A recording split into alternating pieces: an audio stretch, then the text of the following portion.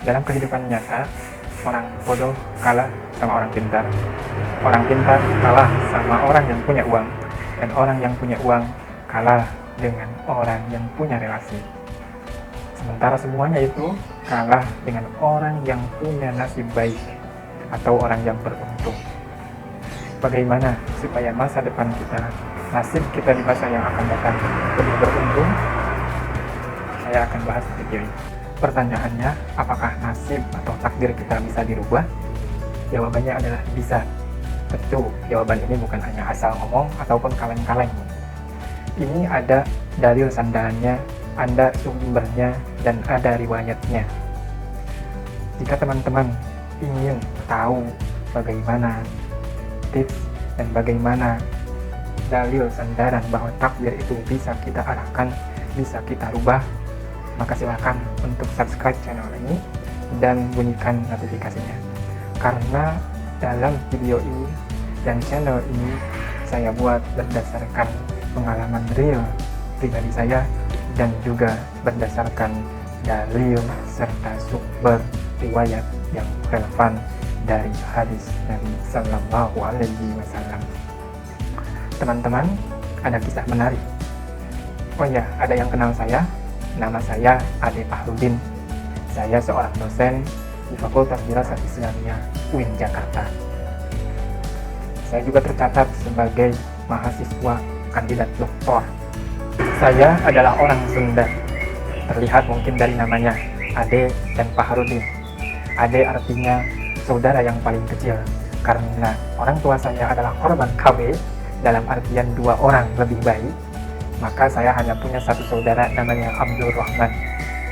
Dia seorang dosen di UPI Bandung. Fahrudin itu menunjukkan bahwa saya memang dari Sunda. Fokus kepada huruf P-nya ya. Nah, katanya orang Sunda nggak bisa ngomong F, tapi itu semua adalah fitnah belaka. Teman-teman, di belakang nama saya ada gelar akademik yang dicantumkan, LC dan MA. Nah, ceritanya di LC ini. Dulu ketika saya masih kecil, ketika SD, saya tidak berprestasi sama sekali. Untungnya kakak saya adalah orang yang pintar dan berprestasi ketika SD. Sehingga ketika ayah saya yang waktu itu hanya lulusan SD dan dia langsung pesantren ke pesantren salaf dan tidak ada ijazahnya, ya pesantren salaf itu pesantren yang tidak ada ijazahnya. Maka rencana beliau adalah tidak melanjutkan sekolah anak-anaknya, tapi akan dikirim langsung ke pesantren. Tapi karena kakak saya ini berprestasi, sehingga guru-guru mendorong kepada ayah saya untuk melanjutkan sekolah kakak saya ke jenjang yang lebih tinggi, atau SMP. Pada waktu itu, beliau masuk ke MTS atas dorongan guru-guru di SD. Kaitannya dengan saya adalah ketika saya yang tidak berprestasi, sudahlah Ade Fahrudin mah masukin aja langsung ke pesantren, tidak usah masuk ke MTS yang akan memakan banyak biaya. Karena waktu itu saya termasuk dari orang kampung yang terbatas dananya. Jadi keluarganya tidak mampu, gitu ya. Bisa dibilang tidak mampu.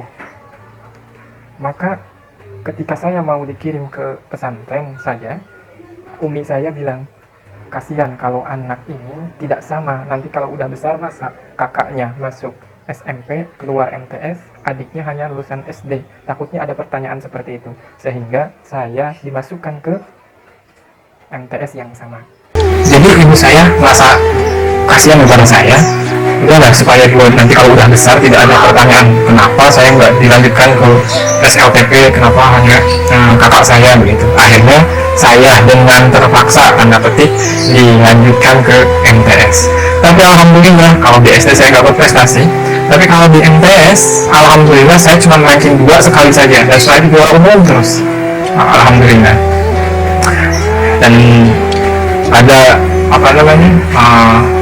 mungkin dari mulai awal MTS kelas 1 saya sudah nge-track untuk sholat duha. Saya sudah ceritakan ini sih di video saya, di postingan saya di YouTube. Nah, di kelas 2 ini, ketika kelas 2 masuk ke kelas 2 MTS, di sana kita belajar sejarah kebudayaan Islam, ada mata pelajaran namanya sejarah kebudayaan Islam. Nah, waktu itu nama gurunya Pak Ade Rukmana. Kemudian beliau ngasih gambaran tentang dinasti Fatimiyah, dan di sana dijelaskan tentang Kairo dan Mesir secara umum, bahwa Mesir itu adalah hadiah Sungai Nil. Mesir itu ada keajaiban yang luar biasa berupa piramid.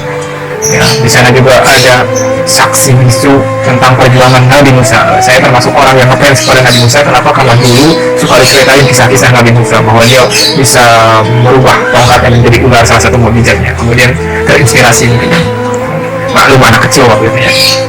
Nah, tapi hal itu membekas pada diri saya, dan beliau mengatakan bahwa universitas tertua di dunia, universitas Islam tertua di dunia adalah Al-Azhar yang ada di Kairo. Semenjak itu saya camkan, saya pengen ke sana.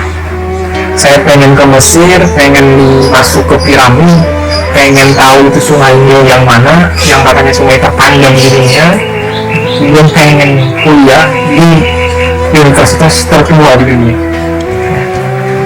Maka setelah saya selesai dari sekolah, kemudian setiap sholat saya doanya begini teman-teman: Assalamualaikum, Assalamualaikum, salam, Allahumma gfirli dhunubi wa liwalidayya warhamhuma kama rabbayani shaghira.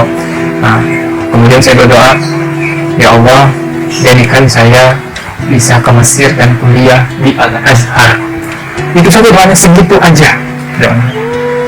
Segitu aja, tapi tiap habis sholat nggak pernah absen, nggak pernah lupa. Terus sambil membayangkan bagaimana indahnya kota Kairo, bagaimana panjangnya sungai ini, dan bagaimana indahnya piramid.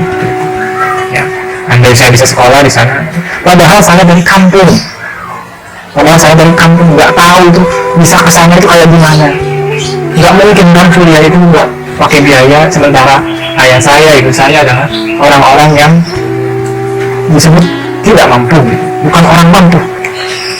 Nah, tapi keinginan ini, cita-cita ini saya bawa ke dalam doa terus menerus dari mulai kelas 2 itu. Akhirnya sampai selesai, saya MTS selesai, kemudian melanjutkan ke jenjang berikutnya. Dan alhamdulillah, bukan ujung, tapi saya dapat NEM. Waktu itu masih NEM ya, NEM-nya dapat yang paling besar se-kota Cianjur. Guru-guru itu mendorong saya untuk melanjutkan ke sekolah favorit. Waktu itu sekolah favoritnya SMON 1 Cianjur. Tapi saya memilih untuk meneruskan ke pesantren yang di sana ada guru yang lulusan dari Kairo, Mesir. Akhirnya saya masuk ke sana. Pokoknya saya pengen masuk ke sana yang ada guru dari Kairo, Mesir. Kenapa? Supaya bisa tahu bagaimana sih bisa ke sana. Kemudian saya masuk ke Tanbiriyah di Cianjur, pesantren Tanbiriyah. Selama di pesantren, ternyata saya sakit-sakitan. Hampir setiap 2 minggu sekali saya kontrol ke dokter. Ya, pokoknya kalau di sini ada yang pesantren pasti ngalamin sakit di pesantren kayak gimana rasanya ya. Makanan terbatas, pergerakan terbatas, jajan terbatas. Kemudian jadwalnya padat. Saya itu jajan di pesantren itu nggak pernah jajan selama setahun. Yang jajan itu paling jajan obat ke warung itu. Saking sakit-sakitannya, sering sakit-sakit. Pokoknya masuk angin dikit, bayang. Nah, setelah hampir selesai dari sana, ternyata ada tes untuk ke Mesir. Saya ke sekolah tersebut karena ada sepupu saya yang sekolah disebut, namanya Sri Kusumawati, itu sepupu saya, perempuan. Nah, akhirnya setelah mau selesai di sana, di ujung kelas 3 itu ada tes ke Mesir, Sudan, dan Maroko. Di mana tempatnya? Di IAIN Bandung waktu itu, tahun 2003. 2003 kemudian saya bersama teman-teman yang lain melaksanakan tes di IAIN Bandung. Sepupu saya juga saya agak paksa untuk ikut. Ayo ikut ini. Saya kalau nggak diikutin, pokoknya bisa nggak bisa ikut dulu. Begitu juga para guru menyemangati kami. Pokoknya coba dulu aja. Nah, saya otodidak untuk belajar untuk menghafal Al-Quran, dan hasilnya saya dapat 2 juz sebagai syarat dasar untuk tes beasiswa ke Mesir. karena waktu itu tesnya minimal hafal 2 juz dari Al-Quran. Nah, setelah selesai tes, keluarlah pengumuman, dan alhamdulillah saya tidak ada di papan pengumuman, saya tidak ada di kertas pengumuman bahwa saya lulus, dan yang lulus ternyata sepupu saya yang saya ajak, yang saya semangati, yang disemangati oleh guru-guru kami juga. Nah, dari sana saya sedikit agak down. Kenapa ya Allah, saya sudah berdoa hampir 5 tahun ini ya Allah, pengen ke Mesir tapi nggak bisa, tapi kok nggak lulus, yang lulus malah sepupu saya. Nah, akhirnya saya kuliah ke IAIN Yogyakarta, IAIN Sunan Kalijaga Sukijo di Yogyakarta. 2004 saya kuliah di sana, 2003 saya kuliah di sana. Nah, selama kuliah saya diajakin sama kakak kelas untuk masuk INKAI, Institut Karate-Do Indonesia, dan saya juga masuk di UKM Bahasa. Di sana di Jogja itu ya seperti mahasiswa kebanyakan, seperti kalian semuanya mungkin makan ya cuman kadang-kadang 2 kali. Bayangkan 1 bulan saya jangan dikirimin uang 300.000, berarti kan 10.000 per hari untuk makan.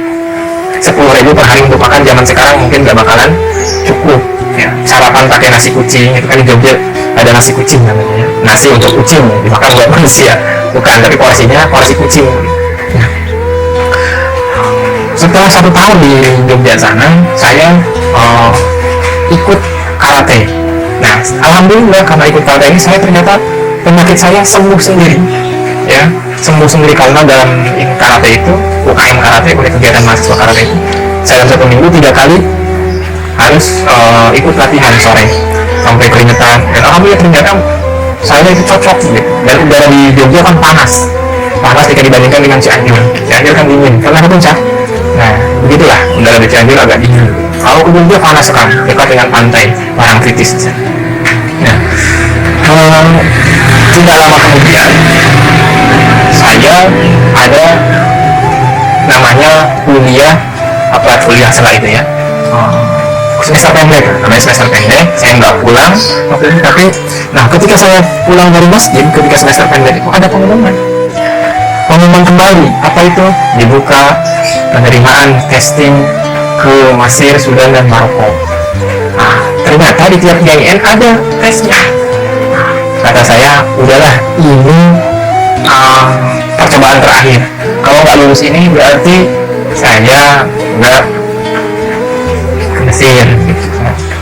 Tapi selama saya di Jogja, saya nggak putus doanya. Doa yang mana? Doa yang tadi tuh, ya Allah, jadikan saya ke Mesir, menjadikanlah saya bisa kuliah di Al-Azhar Mesir dengan beasiswa full. Nah, disinilah letak keajaiban itu. Nah, tibalah di waktu tes. Waktu itu yang masih ingat gitu, masih ingat sekali. Pesertanya dari 100 lebih, kebanyakan dari Gontor dan dari pesantren Taruna Al-Quran. Kita sudah tahu Gontor dari segi bahasanya, bahasa Arab sangat unggul waktu itu. Kemudian Taruna Al-Quran pada hafal Quran semuanya. Nah, kemudian dipanggillah masuk. Waktu itu 2 orang, tes tahriri, tes tulis sudah selesai, kemudian tes hafal langsung oleh Syekh dari Mesir. Saya masih ingat yang di samping saya itu, teman saya masuk itu namanya Alfa Syahriyah dari Kudus. Kemudian ditanya, ya Alfa, kam juz'an hafidta min Al-Quran? Alfa, kamu hafal berapa juz? Hafidtu min juz'il awal ila juz'il akhir. Saya hafal dari juz 1 sampai juz 30. Tayyib, ahsanta, katanya, bagus sekali, kata saya. Wa adi, kam juz'an hafidta min Al-Quran? Berapa juz kamu hafal? Saya jawab, hafidtu al-juz al-awwal wa al-juz al-akhir. Ya, bedanya kalau alfa itu min, saya pakai wa. Saya hafal Al-Quran juz 1 dan juz 30. Itu bedanya. Jadi cuma 2 juz saja. Tapi saya karena pengen memperlihatkan kelebihan kita ngomong yang lainnya. Wa hafidhu as-suwar al-muhimmah min Al-Quran ya Syekh, surat Yasin, wa surat Dukhan, wa surat Mulk, wa ghairiha min as-suwar al-muhimmah fi Al-Quran ya Ustadna. Saya bilang gitu. Ternyata saya sebenarnya down ketika waktu itu, tapi yakinlah Allah akan mengabulkan doa saya. Nah, ternyata Al-Quran itu sudah selesai, tapi ada pertanyaan lain, apa itu tentang bahasa Arab, tentang mengi'rab kalimat. Dan alhamdulillah saya termasuk orang yang senang dengan i'rab, senang dengan bahasa Arab, alfiyah begitu. Bismillahirrahmanirrahim. Allahu akbar jarin asliyan yahtaji ila muta'alakin yata'alaku bihi wa yafidu ma'ala la yastutu asma'ana kalamin bisqatihi ismin majrurun bima'i alamatun jari kaswatun zahiratun fa'ili lianahu ismul mut'al jari wa majrurun muta'alikan bimahnufin takdiruhu abtadi'u, seperti itu ya.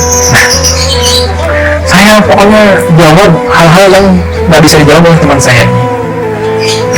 Ternyata besoknya keluar pengumuman Alfa Syahriar dinyatakan lulus nomor 4 dan nomor 5-nya terdapat nama Ade Fahrudin di sana. Langsung sujud syukur saya.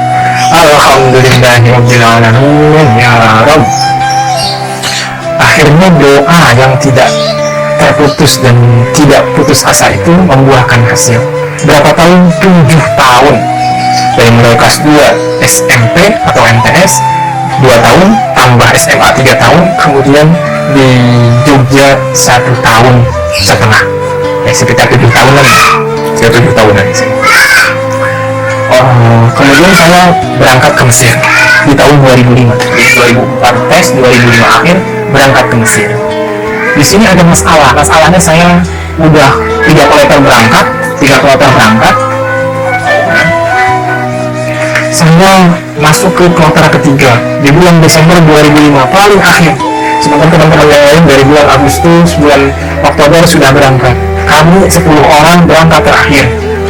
Dari sekitar 90 orang berangkat ke Mesir dengan beasiswa Kementerian Agama dan Al-Azhar.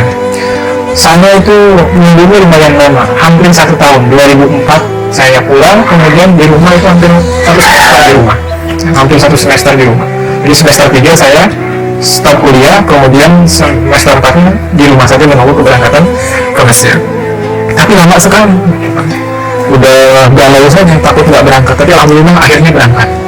Setibanya di sana, saya bisa langsung masuk ke asrama. Karena saya orang yang kurang mampu, saya merasa sangat tertolong bisa masuk langsung ke asrama.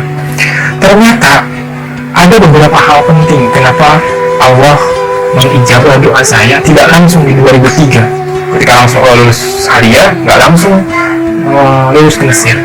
Ternyata ada beberapa faktor.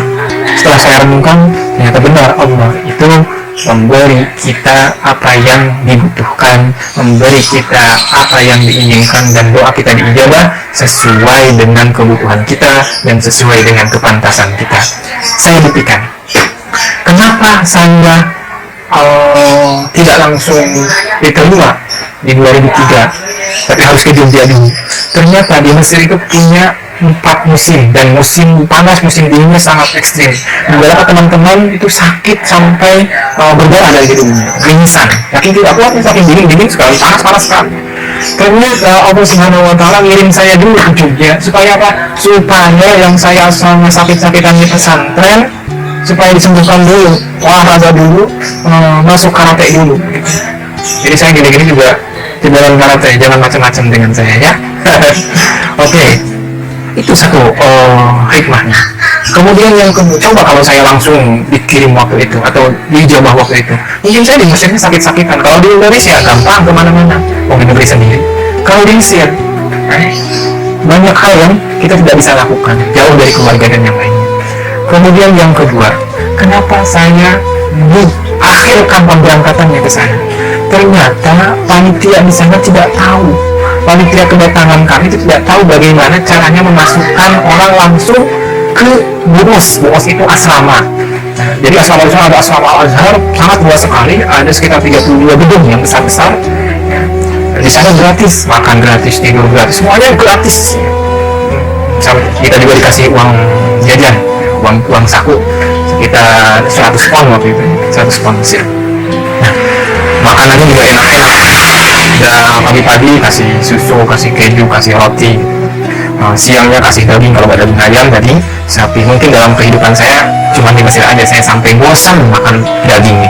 Yang spesial itu hari Jumat, masih ingat namanya. Hari Jumat itu sarden. paling nikmatnya. Alhamdulillah Rabbil Alamin. Yang asalnya suka makan nasi kucing sekarang dikasih keju sama roti dan dikasih daging ayam. Ayamnya dibagi 4, satu dibagi 4, cek gitu.